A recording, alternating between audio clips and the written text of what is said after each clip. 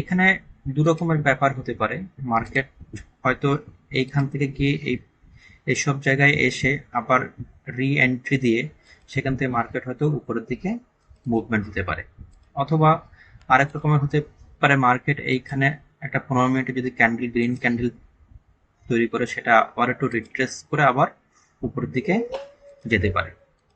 তো নেক্সট দিন মার্কেট কি কেমন কি মুভমেন্ট দেয় তার উপর ডিপেন্ড করছে। আমার মনে হয় এই মুহূর্তে এই স্টকটা বেশ বুলিশ মুভমেন্টের মধ্যে আছে। আর দেখি নেক্সট দিন, আমি অলরেডি এই ক্যান্ডেলটাতে, এই যে সেকেন্ড ক্যান্ডেল, এই সেকেন্ড ক্যান্ডেলতে এন্ট্রি নিয়েছি।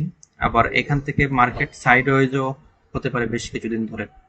তো এরকম একটা প্রবাবিলিটি থাকতে পারে, যেহেতু মার্কেট অনেকটা এই মুহূর্তে যেহেতু একটা ভোলাটিলিটির মধ্যে আছে, একটা মোমেন্টামের মধ্যে আছে। দেখা যাক না মার্কেট কেমন কি নেক্সট মুভ দেয়।